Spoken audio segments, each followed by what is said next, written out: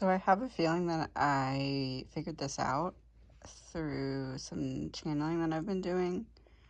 And I want to kind of give my theory, and then tomorrow or the next day, I'm going to follow it up with a reading to confirm.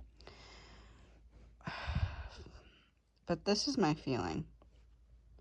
As I said in my reading, I believe that the killer was in the house before the girls got home, likely before the couple got home as well, and I don't think that he expected Ethan to be there.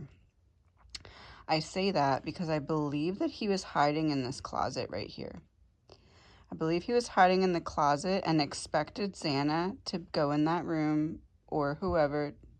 Maybe he knew that this was Xana's room, maybe he didn't. I believe he did. I believe he expected Xana to just be in this room by herself, and hence falling asleep very quickly, and then him being able to leave this closet without a problem. But as I said in my reading, I believe he heard a male's voice, and that was kind of what created a problem here, because if Ethan and Xana are in this room and either they're not sleeping, or maybe they have the TV on and he can't tell if they're sleeping, maybe they were moving around, that's the closet and that's their bedroom door. So what I feel happened is that he was in this closet before they got home, not expecting Ethan to be with Xana. He was in this closet hearing the male's voice, and it was either Ethan and Xana heard something. What I'm seeing is him trying to leave this closet quietly, and then Ethan getting up and opening this door, and almost like Ethan opens the door and the killer's just kind of standing there, and he has no other choice but to attack. That's how Xana was able to fight back, because Ethan was at the door and he was attacked kind of like in more of like a standing up position, like a kind of like a blitz attack, like almost like let's say the killer's in this closet and tries to sneak out very carefully but makes some kind of noise by accident and can hear Ethan kind of jump out of bed. Like, that's the feeling I'm getting. And instead of trying to run or something, he kind of just stands there and blitz attacks him the second he opens the door, which puts Xana into like a kind of state of shock, like what the heck, and then gives her enough time to kind of fight back after he does that real quick and then heads over to her. Because it was like,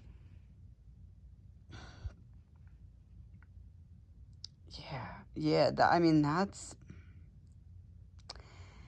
and that's what I'm getting. Why did that just happen? I'm wondering if, I mean, that was a total accident that I made that line, but nothing happens for no reason.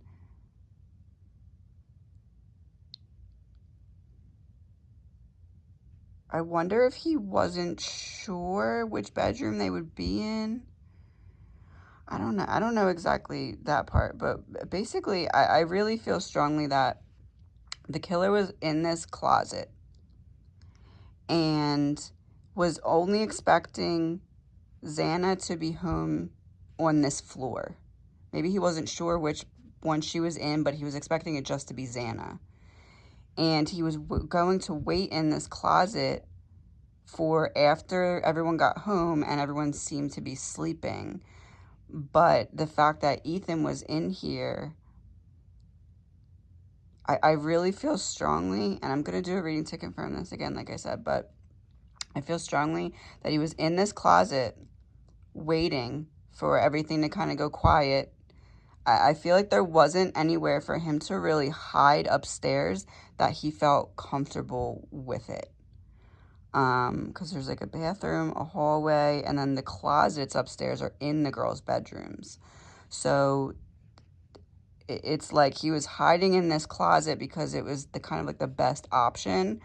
I feel like he wasn't in this house before, but looked up the floor plan or something along those lines. Somehow figured it out without firsthand experience, or perhaps was in the house before these people lived there, something along those lines. But I feel as though he was in this closet, and when he tried to get out of this closet, Ethan heard, jumped up, opened this door, and he was just standing there. I wouldn't be surprised if Ethan was right inside this door when he was found. And then Xana was in the bed.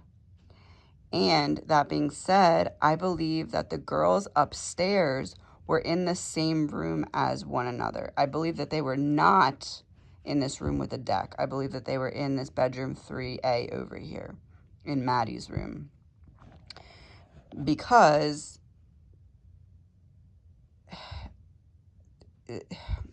I feel like the phone calls, they made like 10 phone calls to the ex-boyfriend, and I feel like that's because they were very creeped out and scared. They might not have been expecting anyone to follow them per se, but one of the girls, at least one of the girls, had a bad feeling and wanted just someone to be there with them.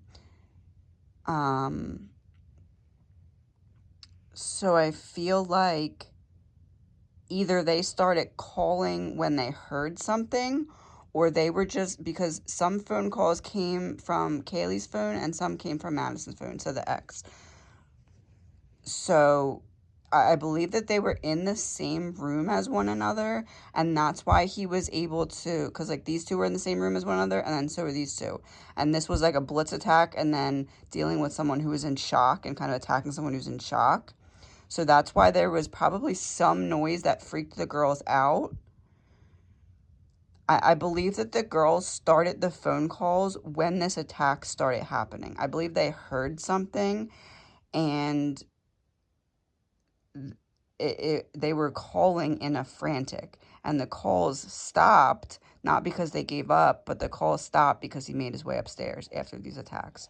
But I believe the catalyst here was him hiding in the closet, the killer hiding in the closet, trying to get out of the closet.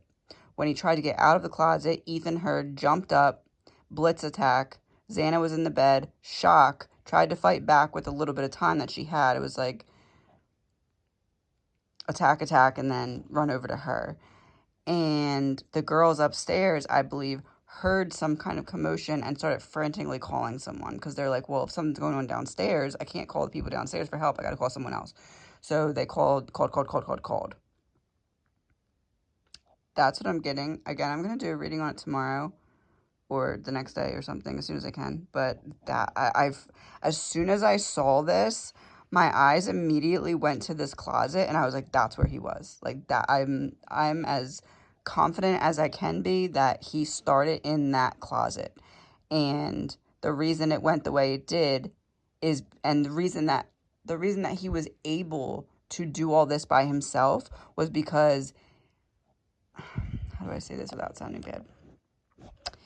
Ethan jumped up and was not expecting someone to be on the other side of this door when he opened it, because I know that people are saying that the doors were locked. Yeah, well, if Ethan opened the door to check what that noise was, that was right outside of his door, because it's not like somebody was making noise in a kitchen or something, and then he's like, oh, that could have been the girls.